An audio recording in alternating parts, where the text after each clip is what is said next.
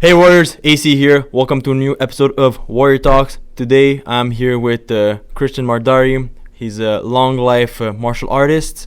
He's a successful mortgage broker here in Montreal, and he's looking to build a great career to become established and the best mortgage broker in Montreal. Cristian, how are you? I'm very well. Thank you for having me on the Warriors podcast. It's actually my first podcast. So you're popping the cherry for the podcast. Congrats. Thank you. Thank you. Happy to hear that. So let's start with to give the audience a better understanding of how you got to the point you are. Can you give us like a breakdown of your academic background? Like how and what did you do to become a mortgage broker? Absolutely. I arrived in Canada. I was 14 years old. I finished the high school, the regular French high school. It was honestly like one of the worst experiences of my life because the high school was very ghetto. I'm just happy that I went through that stage, and I came up on top because unfortunately a lot of the people that went to the high school, a lot of them didn't end up very well. Okay, I did college degree at Ahansik in business. 2-year program. That degree, to be honest, it didn't bring a lot of value added to my life or to my education, but it made me understood that I want to study in business. Okay, I was very interested in studying in business, and it was even back then. I was early in my 20s. I already knew that I don't want to be an employee. I want to run my own business. Okay. So I joined John Molson School of Business. I did a major in finance. That was, I will have to say, one of the best periods of my life. Okay, it was 3 years, and I maximized it to the max. Meaning, I joined a program called Cooperative Program, which basically I did 3 internships before graduating. So I had no break. I was in school, fall session, winter session. In the summer, it was a whole internship. Then going back to school, fall session, winter session. In the summer, a full internship. And it was a paid internship. So you actually work in a company and you get paid. It's subsidized by the government, which is great for the employers. And then even let's say you don't have an internship, you have to finish the program within 3 years, I think. So it's pretty intense. There's no break. Okay. My internships, my first one was at Scotiabank. Okay, it was in retail banking. It really opened my eyes that I don't want to work in retail banking. I did that for 5 months. Actually, I did it for 4 months, and then they hired me for an extra 1 month to help them with selling their products, whatever. But I realized that retail bank is not for me. Okay, like not at all. My second internship was at BDC, so the Business Development Bank of Canada. Commercial, and I was a commercial account manager intern. That one I really loved. What did you do? So the position is commercial account manager. The commercial account manager, what they do is they issue loans for businesses, for entrepreneurs. Okay, only for that. So it's a different type of bank because you have the regular banks like Scotiabank that have retail banking and is banking for everyone, like people that work in different jobs and they just need a banking account to deposit their pay. Okay, but BDC only focuses on the entrepreneurs, so they only give business loans. Okay, and it's governmental, federal bank. Okay, so that one I really loved because I had the chance to, like, how old was I don't know, 24, and there was this project where we just saw a land, okay, in the parking lot. And the client needed a loan of a couple $1 million to build a brand new hotel. Okay. And having the chance from being there from point A, like where there's nothing, to point Z where they build a hotel, for me was very cool. So I worked on that project. I did the financial analysis and everything.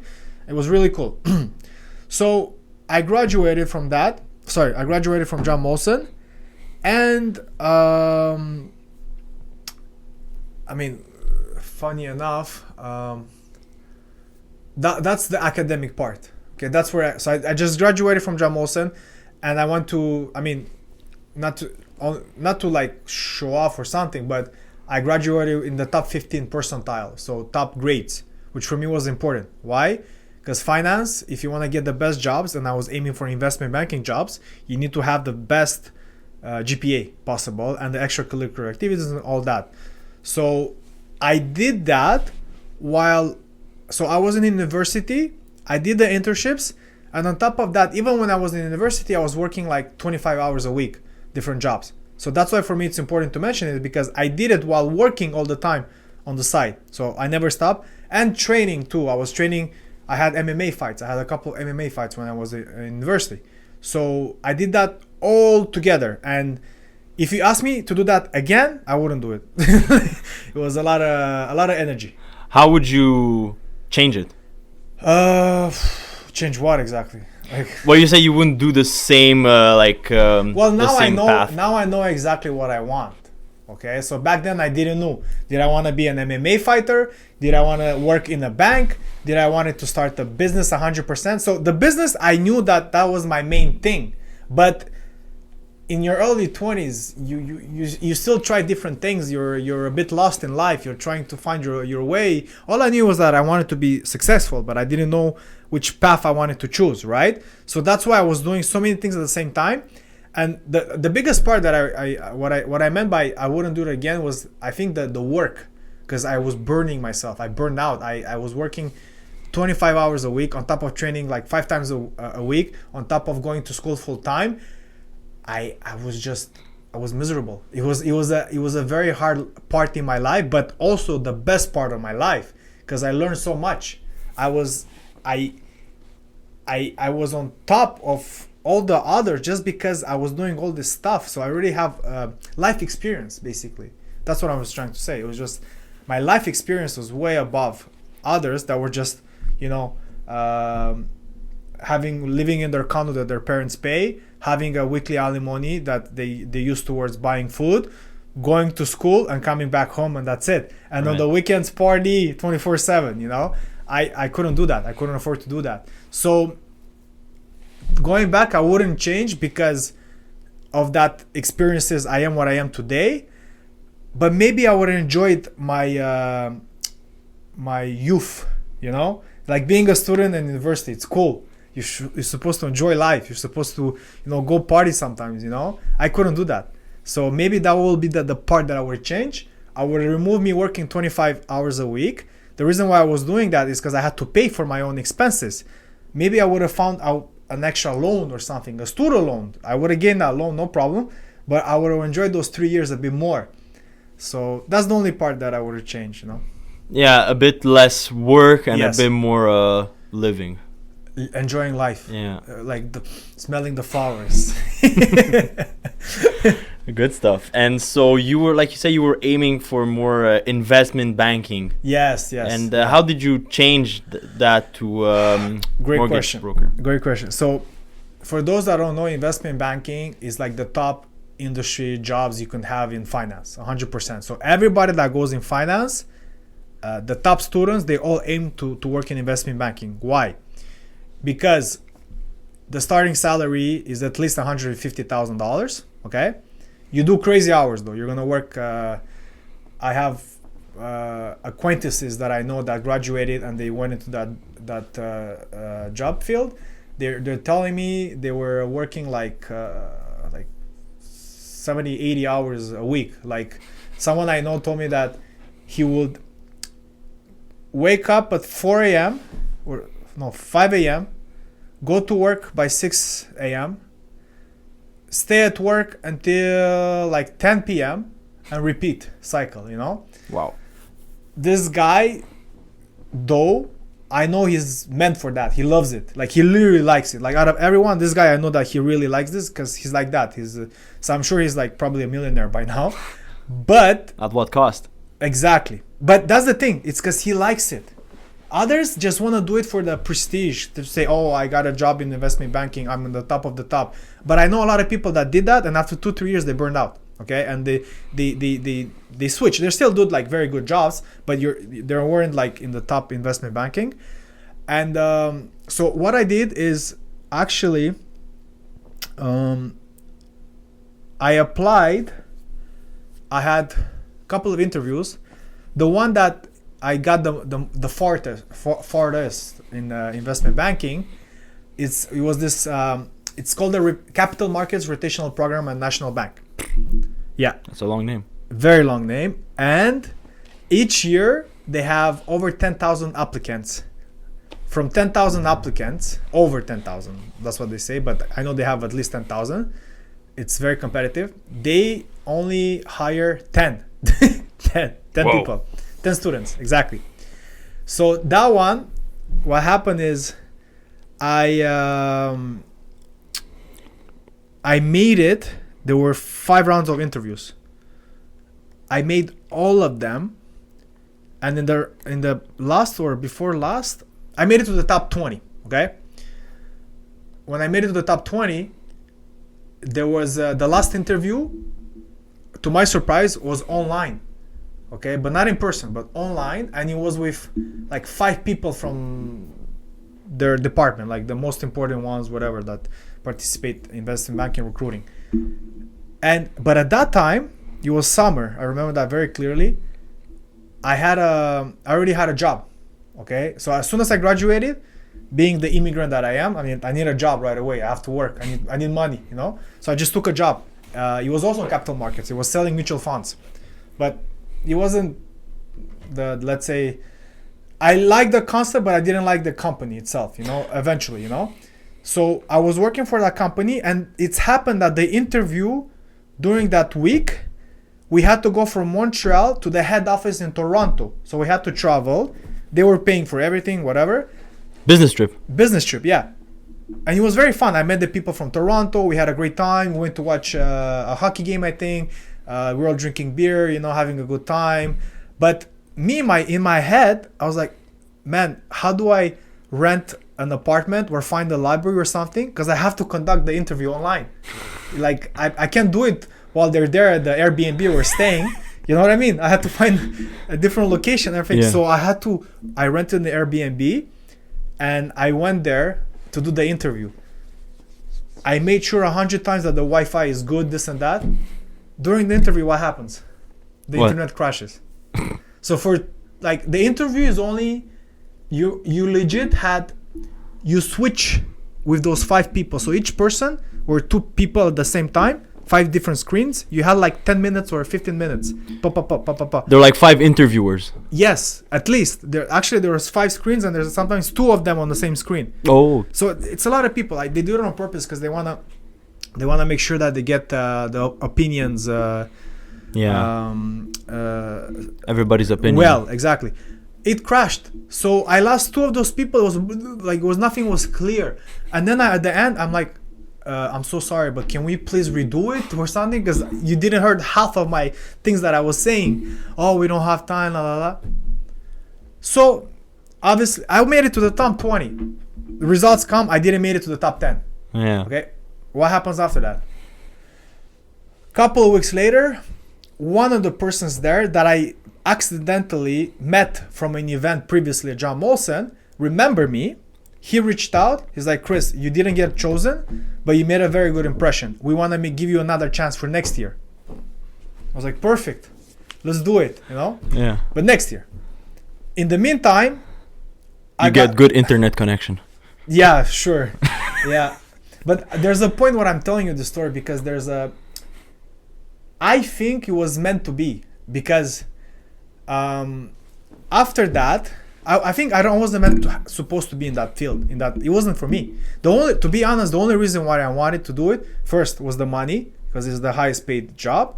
Second, it's like MMA, the UFC, is that challenge of having you got the top position in the top field ever. Yeah. You know, it was literally that. Like, because I was competitive since I was a kid. I was very competitive. I always strive. I get bored if not. Like, what's the point? You know, like, yeah. I'm gonna strive for the best. You know, I'm gonna go for it. But I wasn't meant to be in that. So next year when it happened, and in the meantime, I got hired by who was it? BDC. BDC hired me. Okay. In the meantime, so BDC hires me, but very interesting enough. And again, I don't like. There's a thing that's supposed to. Things happen for a reason. They didn't hire me as a commercial account manager, the position which already had an experience. They graded me 10 on 10 on my internship. I was meant for that position. Like I was good at that, okay? But they hired me for a financial analyst position. So if you don't know a financial analyst, all they do, they sit in front of the computer and they crunch numbers. Excel spreadsheets, numbers. And you prepare PowerPoint presentations for the CEO of the bank. And I did multiple times. I did presentations for him while he's skiing in Switzerland, living his good life, you know. Me, I'm there doing his PowerPoint, which he literally, like, I am sure he just didn't even read it like fast. He doesn't care about it. He read it like 5 minutes to the board of directors, throw it in the garbage, done. Back to skiing. Yeah. So while I was in that position, I really started to have this sense and analyzing my environment working in banks and seeing literally as a financial analyst, I have access to a lot of info that a lot of employees don't have, because I was working for the core budget of the bank. Okay, so I saw everything. Okay, so my opinion started, like, I was finally started to, like, my brain started to, like, to understand things better and to realize that this is not for me. Like, I'm like, I don't want to work in business, in banks. I don't want to work in banks. In fact, you know what? I don't want to work in corporations. Like, I don't like that corporation mentality, all that bullshit, all that lies, all that manipulations. Because in corporations, my friend, it's not the best employee, the person that performs the best, that's going to be on top and is going to be the VP or the president of everyone. It's not that person. It's the person that kisses ass the most and who's better at kissing ass. Okay? They lie. They will come. Like, let's say if there's a position. Okay? There's two candidates.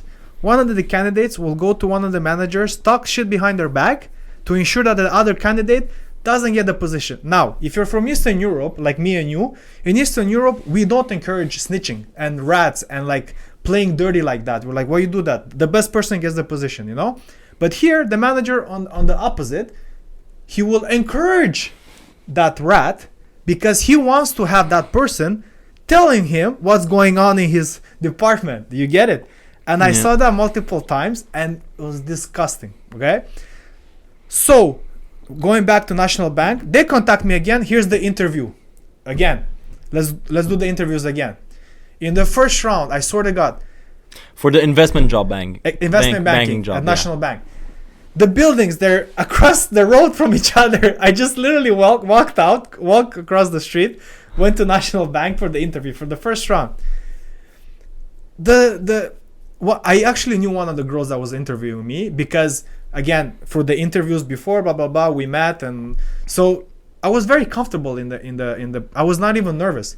But what I didn't like is that one of them asked me, like, what have you done?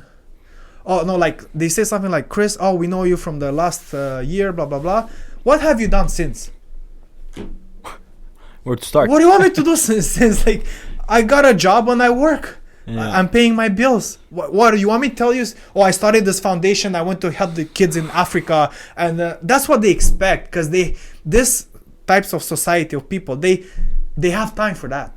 Yeah. When you look at their CVs, like somebody that applies at Harvard, you're gonna see this insane stuff on it. Like, how do you even have time? There's a guy I met.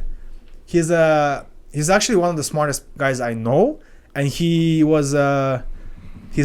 now he's like a VP at McKinsey Consulting. Okay, yeah. McKinsey Consulting is the top consulting firm in the world. Okay, is it one of the big fives? No, they're not. Because the big fives are like Ernst & Young and Procter & Deloitte, KPMG, Ernst & Young, who else? Yeah, KPMG. See, you know them better. Deloitte, exactly. McKinsey, it's not in the same. They're just pure consulting, but they're like, just to give you an example, like Coca-Cola uses their services. The president uses their services of the United States. They're very good. Trump? Yeah. Nice. I don't know about no. I don't know if Trump, but I know for sure presidents have used their services. Yeah. They're like in the top of the top, very hard to get in, and these people actually, they're very smart. Like, I have nothing to say. Yeah. Like, you conduct an interview with them, you talk to them, you're gonna see how their brain works is insane. Yeah. Most of them are engineers. They're engineers Oh wow. that learn how to talk, because engineers don't know how to talk, but this ones they know how to talk and to sell. Correct. Right? Yeah. So anyways, where I was going with this? So This guy, he was telling me his story. He did everything he did. He graduated with a 4.2 out of 4.3 GPA, like Wow. insane. And on top of that, I went to travel in Asia for 5 months, and I discovered a nightclub, a bar there, and I literally liked the place, and their sales were not good, so I proposed to become the manager of the place. I became the manager, and I made their sales like skyrocket, and like what the hell, like, you know. So anyways, that was just a small parenthesis, but it was just, I was there in the interview, and I swear to God, I'm like, I don't want it anymore. I don't want it. So I like the energy. I was off. You should just ask me what you did last year. I'm like, well, I work here across the street at BDC, financial analysis. I pay my bills. I keep training. I'm in shape. I'm a good boy. Basically, I wasn't even trying. I gave up because I realized, like, I don't want this. Like, and going through that process again, and having to prove myself to them again, I just mentally gave up. I'm like, I don't want to do it anymore, you know? Yeah, I feel like it's a bit like that movie American Psycho. Did you see it? With Christian Bale. Thanks. I'm the psycho. No. No, but well, more what you said But earlier, how I'm joking, yeah. people put like Yes. masks and It's the corporate life. It's exactly that, and like Especially in finance, because in engineering, it's not quite the same, because it's a lot of like you're building stuff, right? So, and like you said, engineers are not like always the most sociable people. Yeah. So, you know, people are pretty cool. more introvert. Yeah. More introvert, but from my experience in the engineering field, it's they're more down to earth, and there's like no they're like, okay, just tell me what's going on. Yeah, no bullshit. I get your point. Yeah. And to add to that, the finance, I think, is just very competitive. That's which true is too. the thing that attracted me a lot, because I like that competition. I need competition, you know. If not, what's the point? Like, I'm telling you, the BDC 9 to 5 job, oh my god, I wanted to like I was bored. I was just bored. Like, the first 6 months were good because I learned a lot. And what I mean a lot, like, there were so many things that I had no idea like that existed, you know. Like, For sure. they do something like this at this level in a bank. But after, it became a routine, you know. It just became a routine, and then I'm like, is this gonna be my life for the future? I'm like, no. And then I actually tried to and that was like the critical point. After 1 year, I did a good job. I went to see the HR. I'm like, I really love working at BDC. Okay, overall, BDC is a great place. Out of all the banks, if you ask me one bank which I would love to, like, I don't mind working depending how, BDC, they're good, but I need to switch. I told her I cannot continue this job for the next, because apparently they showed me in the job requirement you have to stay in that position for 3 years Before switching. yes. And she didn't want to. She was like, you can't, if you do that you have to leave. So I left. Like, I'm not gonna waste 2 years of my life if I'm doing something I don't like. That's a long 2 years. Miserable. Yeah. So yeah, what was your question again? Yeah, so after trying that investment banking job, after trying the banking jobs you've done, how did you come to mortgages? Yeah, so good question. Thank you. You're welcome. There was a part where I missed, because prior to working at BDC, actually a year before that, I missed by 1 year. I kind of jumped. I worked at RBC for 1 year.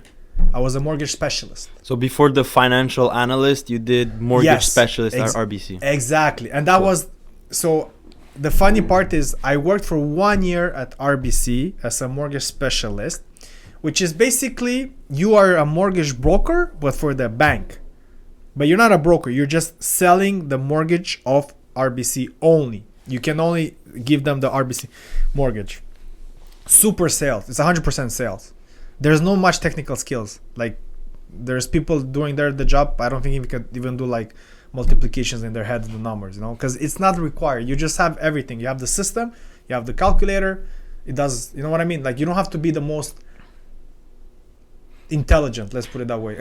So, for people to understand maybe better, you were, let's say I want to buy a house. I go to the bank. You're the guy I talk to. At RBC. Exactly. RBC, and yeah. I can only give you the mortgage from the RBC. Gotcha. But after doing the job for 1 year and realizing it's pure sales, it's just you as a sales guy, you know, I'm like, why did I spend 3 years working my ass off, okay, to get the best grades possible, to graduate with distinction, to do internships before graduating, and not even applying those skills in the job at RBC, because it's sales. That's all. Like, you don't need to be, again, the most financial savvy, you know? So that's when I went to the other extreme at financial analyst at BDC, because I'm like, oh, now I'm going to apply my financial skills. So it's like I went from one extreme to the other extreme. That was like pure technical.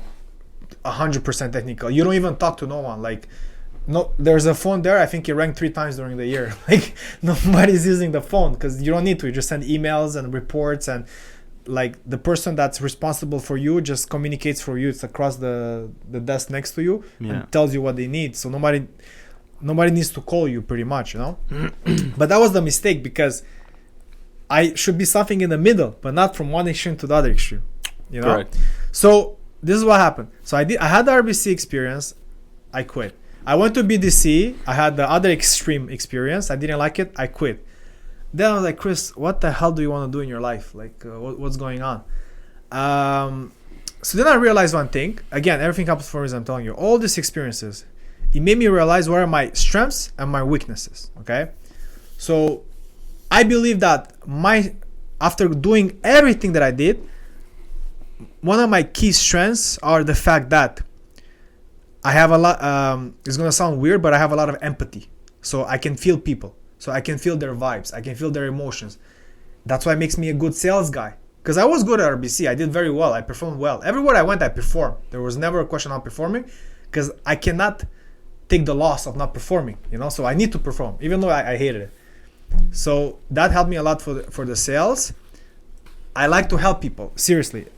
Every time, even now, I get a call, a new client or whatnot. If they give me a problem, right away I'm thinking solution. What do I do? What do I do to help them? And when I do help them, most of the people, the normal people, they appreciate it, and they become loyal, and they become your repeating customer all the time. Okay. What's my weaknesses? I get bored. I get bored easily. If there's no challenge in the job, I'll forget it. I'm not gonna do it. Like I décroche. Like I'm out. Like yeah. Patience. I'm working on that. Okay. Everybody says they don't have patience. Me, I do have patience when I how can I say that? If I really want to have patience. Okay. But what I mean by that is, I definitely need to make sure that I don't rush things. So what I mean is, for example, I want this result. Okay. I want to have this amount of numbers by the end of this year. Okay. And I put myself like aggressive targets. If I don't get it in that year, I'm going to get frustrated. Okay. But over time, I realized that it doesn't matter if you didn't get it now. You're going to get it later. Okay. Just keep on doing the right things that you're doing. Be consistent. Most important is to like what you do. Because if you like what you do, things are going to come along the way. So those are my weaknesses. So then I realized, okay, I can go back to a 9-to-5 job. I can't have a boss manager telling me what to do, especially if it's an idiot or someone that is not qualified. Or imagine every day you go, the manager, you know that he's not the best human being ever, like wow, and he's like micromanaging you, telling you do that, like they're on your shoulder. I just can't. I'm like, I can't. I'm the same. So exactly. And then I'm like, I definitely need to start a business. Okay. And then I was looking at different types of businesses. While I was in school, I started a bartending company. Okay. So bartending services, let's put it more that way, where basically I do private events for, I give my mixology bartending services at private events only. Okay, but it's not something sustainable or something as a lifestyle that I want to do in the long term. So I'm not about that. Like I'm not about like everybody like drinking all the time and partying. It's not something that I see myself doing in the long term. Okay, it was good to help me pay my my student expenses. Okay, so I decided, I'm like, you already did mortgages at RBC, and you heard about there's mortgage brokers. What is a mortgage broker? A mortgage broker is you get a license where you're allowed to offer mortgage services from all the banks, all the different banks. So I'm like, oh wait, instead of just giving and that's what I didn't like at RBC, is that their mortgage wasn't always the best, right? And I hated that because I wanted to give the best to the client. But now I'm going to have access to all these lenders, okay? And I'm going to be able to provide them with financial advice, which I already had studies. And I'm going to be able to differentiate myself from the other mortgage brokers because I have a financial degree, okay? So I'm not going to be the average Joe that sold car for 10 years and then they switch to mortgages and all they think about is best rate and sell mortgages, sell now. No, I'm actually going to give an educated instructions to my clients. I'm going to educate them on the product. I'm going to do recommendations. I'm going to bring them in a process where they're going to understand more about what's the best mortgage for me. And I could talk about the economy. I know what I'm talking about. You understand? So I did the license. I think it took 6 months to get it, something like that. And I joined a mortgage agency. Okay. So yeah. So just to ask, if you want, let's say like you're like me, I didn't do a financial degree, I didn't anything of that. To become a mortgage broker, I would have to get my license, so the 6 months you said, and then I'm good to go. Unfortunately, yeah, the barrier to entry is very low, like real estate agents. Okay, yeah. So that's another topic. I might make enemies by saying this, but I honestly don't care. The real estate agents and mortgage brokers, the barrier to entry is very low, meaning you could have fuck all education. Literally, I don't even know if you need to have your secondary finished, whatever. Okay. Whoa. You just apply for the course. You do a course. It depends. There's different lengths and intensity, but usually I think it's 6 months. At the end, you take an exam. You pass the exam. Congrats. You're a real estate agent or a mortgage broker. Now, I'm not saying that people that have education, they're the smartest and this that. No, not at all. Like you don't need to have necessarily an education. But for example, if you have like nothing, no background in finance, okay? You take the course. You study 6 months. You take the license, okay? Before you even start talking to clients, make sure you start reading some economical factors, some reports. Start to understand how interest rates are affected, what affects them, what's a good type of investment, what's a bad, like the general stuff. You need to read that. You need to read. I don't like when there's clients that get a mortgage from a mortgage broker that guy legit, besides the interest rate, doesn't know nothing else. Because in his head, that guy or girl that's doing the mortgage, he's just selling you the rate. That's all. Oh, who has the better rate? No, you first you should understand you're starting a relationship with your client. This client, if you fucked up, if you give him the bad rate, or if you give them a variable, you should give him a fixed, or vice versa. He's gonna come back to you, and you're affecting their lives. You are affecting their lives. You're costing them a lot of money if you give them the bad choice. But they don't care, because a lot of them, they do the mistake, and real estate agents too. So many start working as a real estate agents, and guess what? After 1 year or 2 years, they give up, they stop. Because in their head, they watch Wolf of Wall Street too many times. They think that when they're gonna, it's true. They think they're gonna come in this field, finance field, they're gonna make a lot of money and be successful. No, it doesn't work like that. That's what I said. You need to like what you're doing. When I started working as a mortgage broker, even though I had all the background in the world to provide great, successful advice to all these people, first year was horrible. you know. But I wasn't discouraged because I didn't care, because I know what I am and I know my value, and I know that eventually I'm gonna get more clients, you know. It's a patient man's game. It is. That's it. That's what I'm saying, that you want to make sure that you like what you're doing, that you really like this. If you don't like it, just don't do it. Just do something else. Don't come in for the wrong reasons, you know? Yeah. Second year, a bit better, but still nothing wow. But then when my third year hit, wow. I was like, all the hard work, and I'm not saying that I made very good numbers. I was in the top 20% of the agency, okay? But I wasn't like a millionaire, somebody that far away from that. But still, what mattered for me was the validation that after 3 years, for example, I had the numbers to validate that, look, I'm successful and I'm on the right path. But more than that, it showed, it was a big victory for me after all everything that I went through. And before, when I was doubting what I want to do and finding myself in life and as a career, as a man, as an entrepreneur, what is my thing? And I'm like, this is it. Like, finally, you know? Yeah. And that's important because, like you said, in like e-commerce, videography, like whatever field, you see a lot of people, they start and, they're like, oh, this is cool and everything. They do it for a month.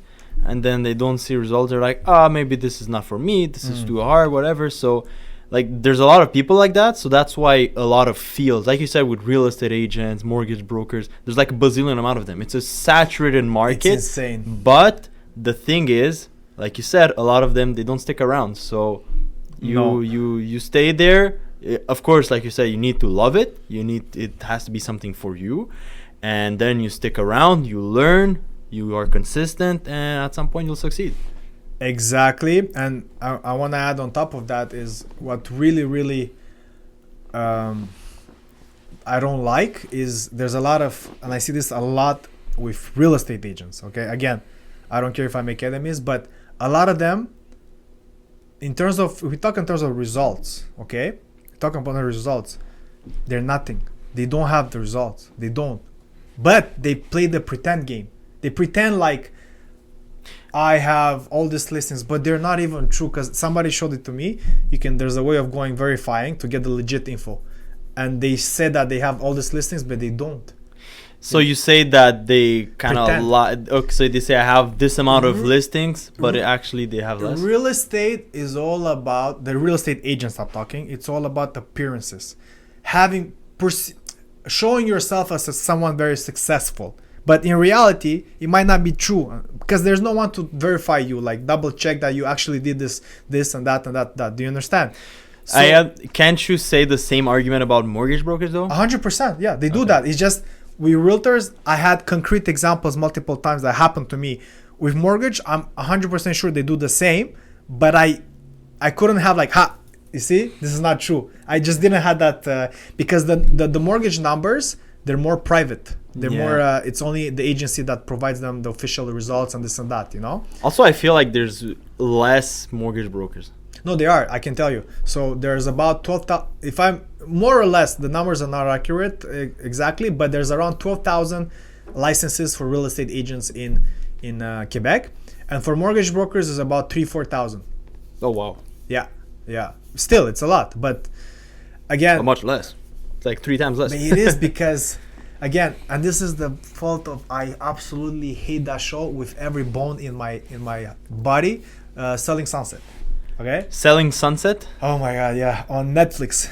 So Selling Sunset, you don't know the show? No. Jesus. I live under a rock. Man, you're like, okay, it's one of the most popular shows on Netflix. Okay, I'll tell you. It's about this real estate agency in LA. Now, keep in mind, in LA, this Selling Sunset agency, all their clients are like multi-millionaires. The houses are $50 million, $20 million, $10 million. But even that show, there was an investigation and showed that a lot of it was bullshit, because the girls there, the real estate agents, they're all girls, by the way. It's a team of all girls. Surprise, surprise. Man, they all wear all the most expensive clothing ever, the bags. Like, if you look at the real estate agents, what she's wearing, she's carrying 50K on her. Like It looks good for a camera, you know. That's it. But they're not actually selling those. They're just there for like the show. Some of it is true, but a lot of it is also like fake, you know. So it's like reality TV. It is reality, but it's not actually true. That's the part, the bad part. It's fake TV. Yeah. So they started the first season. First season, I'm gonna be honest, I watched it myself because I want to see what is it about. But then second season, I started to realize, okay, this is bullshit. Like, this is not real stuff. I was hoping to learn something. I don't know, like selling, different stuff. But no, you don't learn. You just learn about Prada bags and Gucci and Versace. And this girl said this to... It has nothing to do with that. It's a coincidence. But, all the drama. She called me a bitch. She fucked my ex. She liked this. It's insane. I hate that stuff. Oh, by the way, we sell houses. So toxic, you know. Oh yeah, by the way, we sold that house $20 million. I just made 1.2 million just texting, you know, like come on. Anyways, but then second season, third season, so it started to get like a momentum. And then you had all these girls from Montreal. What happened during COVID? During COVID, all the bars, restaurants closed, right? So what happened? You had listen. You had all the bartenders. You know those like good looking, those ones, yeah. You know, good milkers. Exactly. All of them, all of a sudden, became real estate agents because there is no job there, so they're gonna work in real estate. I know one. Well, there you go. So this nothing against it, but again, if you do it properly, okay. These girls, they start their jobs, they don't take the time, make the effort to study numbers, really what's a good investment, what's a good property, this, that, take care of the client, oh, some of them are like, oh, if the property is worth less than 500K, I'm not gonna do it. Like, how dare you do that? Like, even if it's 400K, you're gonna say no to like a $8,000 commission. Like, what's wrong with you, you know? Anyways, so they all went into that. After 1 year, 2 years, no success, they left. So that's what's happening. There are a lot of them left. It's cleaning. The industry is like cleaning itself. Let's put it that way. And it's better now than before, honestly. But yeah, it's just like with all my clients. For example, when I get a client pre-approved and they have to shop for a house, I make sure I ask them and I understand very well who is your real estate agent, okay? Is it a friend? Is it a friend, like, or a family, something? No, you don't care about friends and family. You're buying the biggest investment possibly of your life, a house that's very expensive. You want to make sure that you choose the right fitted person for the job. You need an animal, what I call them, like what I mean by that, you need a good real estate agent, somebody that understands things very well, and they're gonna give you the best recommendation possible. Okay, you don't want the friend, you don't want the family member, you want an animal. Well, no, a beast. Yeah, that's what. Yeah, sounds better. Yeah. And I want to ask you now. We'll leave the real estate agents alone for a bit. I'll try, man. I want to ask you. So, as a mortgage broker, what are some 3 advices you would give to someone who wants to become a mortgage broker? Yeah, again, great question, man. Okay. I pretty much said the things before. I'm just going to summarize it more. In mortgage, as a mortgage broker, you're constantly dealing with numbers. So 100% you have to be comfortable with numbers, okay? Meaning, you need to add, subtract, multiplications. You have to be able to do them in your head. Like, you can, I'm not saying you have to be a Rain Man or, you know what I mean? But you have to be able to when you have a conversation with a client, on the spot tell them, oh, this is a good decision or this one is not. Okay, you have to be able to do that. So you have to be, let's put it this way, user-friendly with numbers. You have to accept, you're constantly dealing with rates, numbers, everything's numbers, okay? That's one. Second,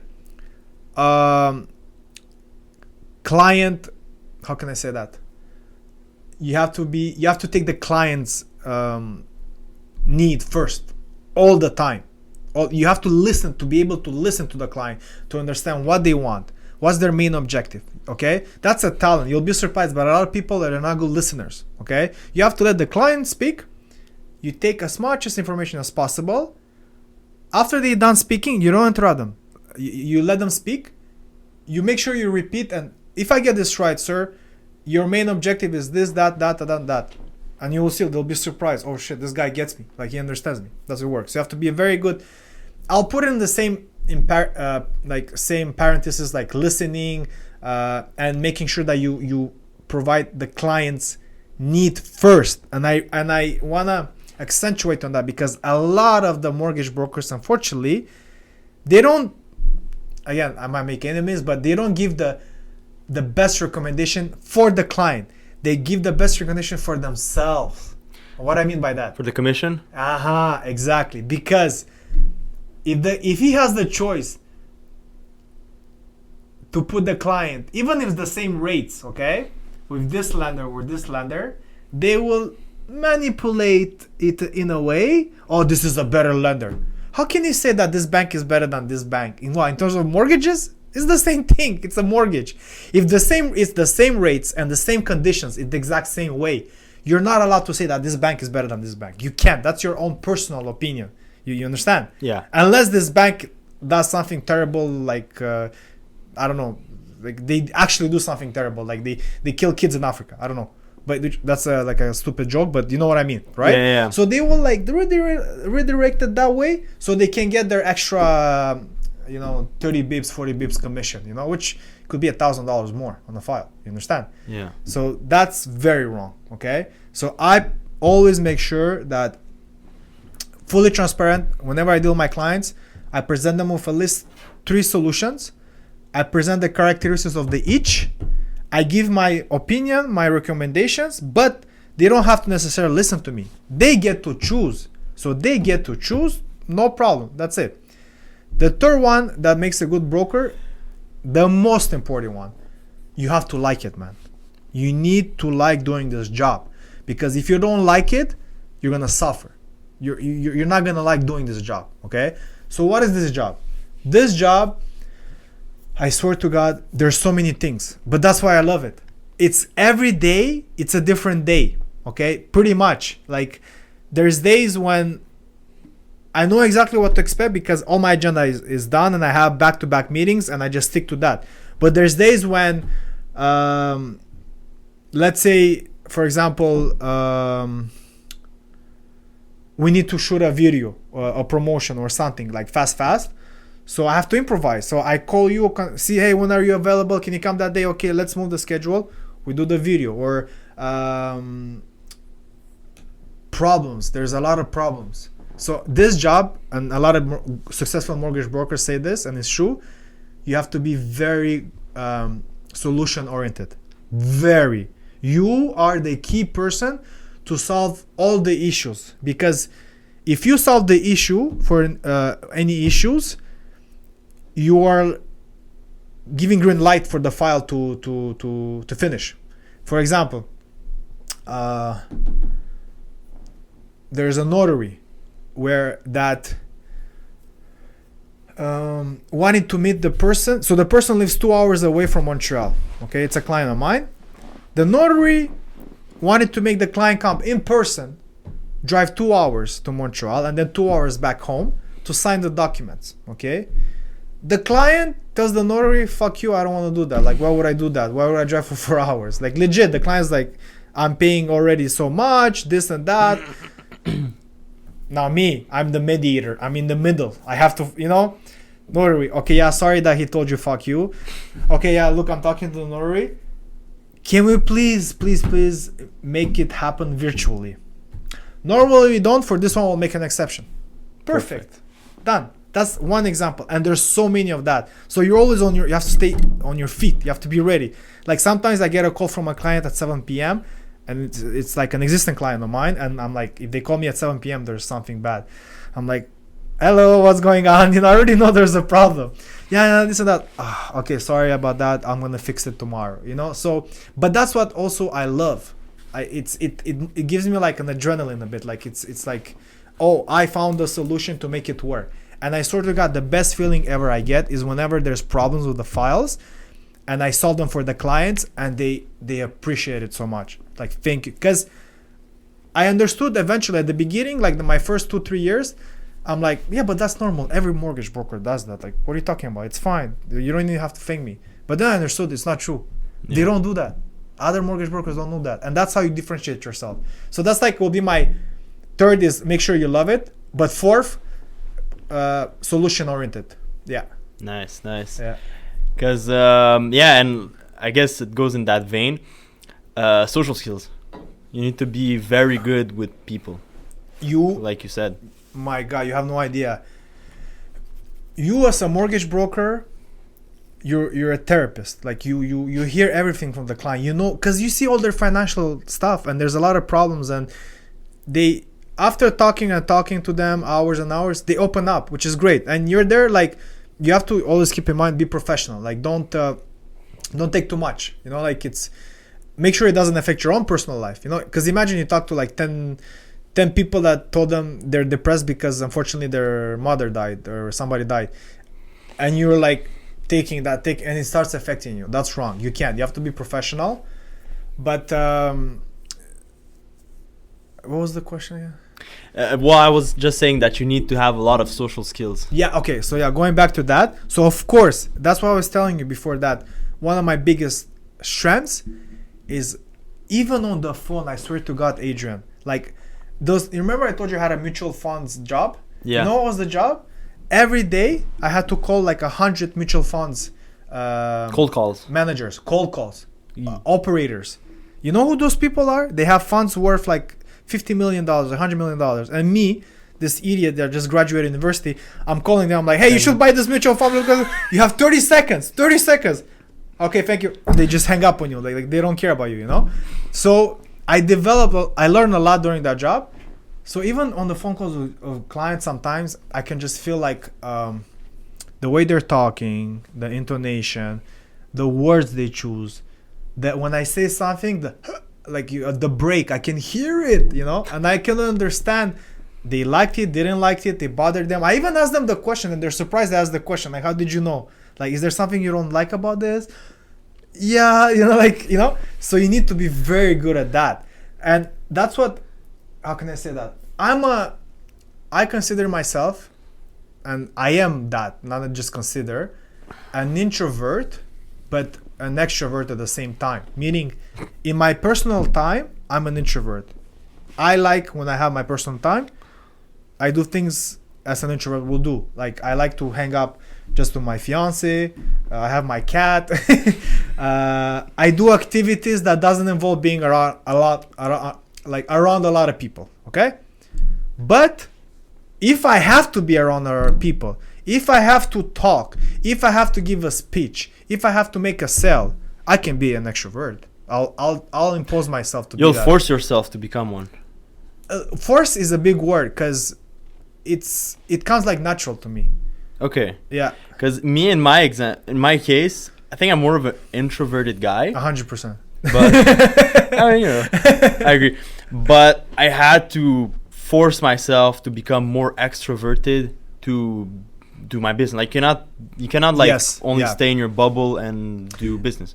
Yeah. So I had to start working. It was hard for me. Like I'm more shy. I don't really like talk to people and everything. But especially when it comes to selling, like that's like the hardest thing you can do. Yeah. But like you don't have a choice. You gotta grow. You gotta get out there. So with time, I became better with people. I became better with talking. Yeah. And like you said, sometimes you just hear a thing or two, and you're like, okay, I know what this is. So you ask them, you're like, oh, yeah. How did you know? And if I can add to that is exactly what you said. Now you're saying I have to force myself. But if you continue doing this, you'll realize that eventually there's no forcing that. Now it's good. But when I started... Oh, for sure. Yeah. I remember like I do for my business, I do a lot of... I visit a lot of local businesses to offer them content creation services. Stuff. Yeah, so I would just just show up in there. So I remember like I would get to that place and I would stay in my car for like extra 5 minutes, like just preparing mentally. Should I do it? Tomorrow's another day. Excuses. Looks busy, it's 12 o'clock. They're probably eating. I'll come, but no, you just show up and you got to think like, what's the worst thing that can happen? Exactly. So the worst thing is like, hey man, we're not interested. Sorry. That like the biggest lesson that I learned from my previous jobs is that business is never personal. Like you literally have to draw a line between personal and business. So for example, you staying in your car, and I've been through that. I've done a job like that too at some point. You have to understand that that person there is working in an office for a business. You as a person, he doesn't care about you and he doesn't judge you. When you're gonna come present yourself, he's gonna acknowledge you as a business. What do you represent? What do you want? What can you offer me? Do I have a problem? Do you have a solution for my problem? You just have to think what they want. And if you like, he's like, let's say a big asshole tells you to fuck off, or like he's rude, don't take it personal. So, okay. Like he doesn't know you. Yeah, he doesn't know who you are. You understand? So yeah. But it's like a thick skin you have to build. Yeah. And you know, you can build it, and once you understand that, it makes things much easier. It does. It puts it more in perspective. But you need to be also consistent. You can't give up, because a lot of people give up. Oh yeah. I feel like that's why, like, especially people that do hard sports like martial arts, like any type of martial arts training, you know, the resilience, it builds resilience. You're getting your ass kicked at the beginning, but you know that you need to constantly work and you're gonna become better, right? And you're gonna collect the fruits after. Same thing in business. Yeah. You know. And that's a perfect segue, because you have a pretty extensive martial arts background. Thank you. And I want to ask you, how do you use your martial arts background and training to help you in your business? Man, that's a very, very like complex question and long, and it's everything. Legit everything. My life, everything. If it wasn't, I think, I'm 100% sure, if it wasn't for martial arts, okay? Since the moment I came in Canada, like I was 14, and the high school and all the years after that, it was so tough, you know? So tough. Because I was alone. It was only my mom and me. I had nobody else, okay? It was so tough that if it wasn't for martial arts, for sure, like I would end up dead or in the hospital or in prison or something, because I would have basically done something bad. Let's put it that way. Like that's what I was saying for the people that was in my high school. It's not the same. A lot of them, it's not the same situation that they let's say they end up doing good things. Is because if you're like in high school, for example, there was a lot of gang activity. Okay, like I'm not even joking.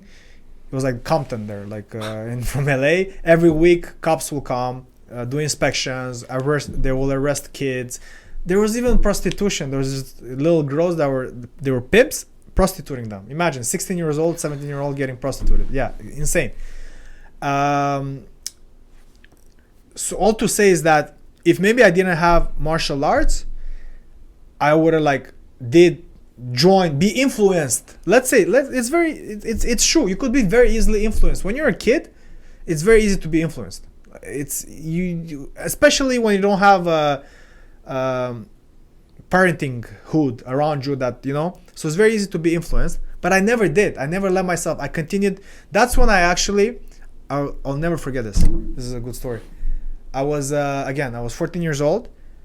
I started working. Me and my mom, when we came in Canada, it was only me and her. She only had enough money to pay rent for 2 months. That's it. Like after the 2 months she's paying rent, we're out of money. We're gonna be on the streets. She started working right away. I started working right away. We both started working at the hall reception, in Saint Leonard. Okay, it was called Hall reception. Hall reception. It's where they do weddings, parties, private venues. You know. We're both working there. It was called Buffet Roma. Okay, I think it still exists. It's still open. I know where it is. It's small parenthesis. One day during the lunch break at the coffee place there, where people come to have coffee, we saw like one of the senior risottos, like the big boss. Wow. Yeah, he was just there casually having a coffee with the owner. Okay, you know. Anyways, so you start. I was a busboy. I was 14. I was a busboy. You start at 10 a.m. You work until the next day, 4 a.m. Wow. They pay you like $100 cash. It's slavery. Do you understand? Even back then, in 2006, 2007, $100 for how many hours of work? 2, 12, 4, it's like 16, 18 hours of work, $100. And I'm telling you, it's not like you have 3-4 hours to not do nothing, sit around. No, you have a break of half an hour here, half an hour there, but most of the time you're always working, 4 a.m. And even at 4 a.m. I had to I had no lift. My mom was not working that night. What was she? I don't know. But I had to walk home. I walked home for half an hour to get home, So it was very tough. But then, I'll never forget this. There's a parking lot. And this is, another hall receptions, because I worked in 2 hall receptions. I'm telling you, we needed money desperately. Like, we had to work every weekend, okay? Two nights a week, back to back. In the parking lot, there's this guy, super nice guy. All super nice to me. And we just started talking because him too, he had an interest for martial arts. So I started doing karate when I was 6 years old. My first coach was my uncle, okay? Vasily Gologan. Best uncle coach ever. I love that guy. Shout out to Vasily Gologan. So he was my first coach. He was doing Jeet Kune Do, Bruce Lee style, okay? So I learned all the, and he was right hand in front, right? So all those moves, it was amazing. Then we moved to Romania, Bucharest, when I was 7 years old. And then I started doing Shotokan, karate. My coach was Sensei Marian Pătru. Shout out to Sensei Marian Pătru. Best sensei in the world. Like, legit, one of the best human beings, best coach. He was like everything. Like, he will teach you martial arts, but also life, discipline, everything that's good about life, So when I came here, so I did that for 7 years. So when I came here at 14, I was talking to this guy in the parking lot. He goes, "Oh, you like martial arts? Do you like UFC?" I go, yeah, I like UFC. I watch the fights, sometimes when I catch them on the internet, blah, blah, blah. Georges Saint-Pierre, he's the champion, huh? I go, huh? No, I don't know him. Yeah, you don't know him? He's from Montreal. He's like, no. So then he's like, yeah, go check it out. So I go check it out during the week. I watched the videos and stuff, and I was like, wow, this guy is amazing. So next week he's like, oh yeah, I really liked him and this and that. He's like, here, this is the name of the gym. This is where he trains. So he gave me TriStar. I was like, TriStar, what the hell is that? Like, whatever. I go to TriStar, and I'm there. I'm thinking about signing up and everything. MMA. So me going from karate to doing MMA, that's crazy. Like, it's like next level, And then I asked the guys there, does Georges Saint-Pierre train here? And they're like, yeah, he's here all the time. Like, no way. Like, yeah. Okay, man, I'll never forget. I saw George walk in the gym. I was like, a movie. It's like he had like light around him, like an aura. Like I couldn't believe he's real. And I took a picture of him, of course, and this and that. So I started training. So I did. I started training MMA. I think I was 15 or 16. So then I trained MMA for 10 years. When I was 18, I had my first MMA fight, because before you had to wait till you're 18 to do amateur. Overall, I had 5 fights in MMA. I did very well. I had 5 fights, 5 victories. I won the belt at Fight Quest at 145 pounds. 4 of my fights, I finished in the first round. 1 fight, I finished in the second round. And the funny part, they're all submissions. I'm not a submission guy. I'm a striker. Like, I karate and everything. I have good kicks and stuff, but I was never a submission guy. But what happened is that they thought that I had no ground game. But they forgot I trained at TriStar, and we do have ground game, like, very well. So they all tried to take me down and this and that, and I just submitted them. But going to your original question, how martial arts helped me in life? Everything, man. Just the mentality, the resilience, okay? For example, when I was going through those tough times in high school, okay? Just training MMA gave me hope that this is not everything. This is just a period. It's gonna pass, it's tough. I know it's tough. Just go through it. MMA was making me happy. I'll finish a practice. I'll feel this like this ecstasy, like, oh, all the stress is gone. I wasn't worried about nothing. If anything, I was more happy. I had to worry in the moment the guy choking me or trying to like kill me while training than worrying about financial life at home, you know. So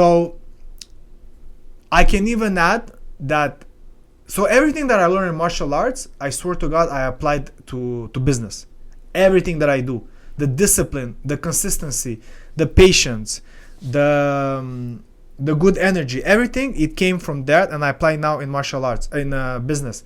And the only time I can say, there was a period in my life, in my later 20s, when I stopped training. That's the only time when I stopped training. For like, I think a year and a half, 2 years, I stopped training. That was one of the worst periods of my life. Wow. Because martial arts brought balance. Everything in life, martial arts balances.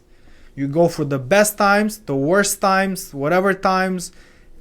Martial arts balances you. Okay, it gives you that control, not control, but middle ground, and you feel you're more in touch, like you're more alive. You feel in touch with your thoughts, your mind, everything. But once I stopped the martial arts, then the balance was so I started partying a lot, you know. I didn't care less about working, about my career. There was different perspectives, you know. And also a lot of people don't realize that when you train, especially things like MMA and stuff like that, you have a lot of adrenaline, right? But when you stop that adrenaline, your body's going to look for adrenaline in other ways. You understand? They're going to look for that. So going out, partying in nightclubs, you have that adrenaline. You're like, wow, you know. But it's all fake. It's just like a cushion. Like it's temporary. It doesn't mean anything. Yeah. So then I started training again. And guess what? Balance is back. Everything are going well. So that's why, like, for me, training, martial arts, I'm talking, okay? Because I don't like gym, just doing gym weights. I could train once a week doing weights, but there's no way I can do that 3 times a week. Like, it's too boring. So martial arts is something that I'm gonna continue to do all the time until I die. Like, legit, until the day I die, I'm training martial arts. Even more, my children that I'm gonna have in the future, I will make sure that I'm not gonna force them to martial arts if they don't like it, you know. But I'll introduce them to martial arts, okay? And I'll make sure that they understand the benefits of it, okay? If they want to continue doing it, very well. If they don't want to do it, 100% they're doing sports. Like, I don't want to have kids that don't do sports, because if not, sports in general will keep them away from trouble, okay? And will give them a different perspective of hard work and dedication, all that, those good values. If not, the free time they have, they're gonna spend on their phone or talking to their friends and stupidities. And so yeah, that's, I don't know if I think I answered your question. Yeah, you answered it very well. And yeah, we're 1 hour and 10 minutes in. No way. Wrap it up. Yeah, wrap it up. Anything else you want to add? Anything you want to plug in? Your contacts? Anything like that? Hypothèque, Mardari mortgages. Anyway, everything will be in the description down below. Link in bio. Yeah. No, it was great. I really enjoyed having my first podcast. I think we there's a lot more things to talk, right? Yeah, but we focused more on the business part today. Yeah. But in the next ones, we'll talk about more martial arts, UFC, training in general, all that fun stuff. Cool. I love but it. it was a very nice take from you. Happy we finally got the chance to do it. You know, no comments. Things happen. But yeah, so Cristian, thank you very much. Thank you, guys. sir. Unleash your inner warrior. AC out.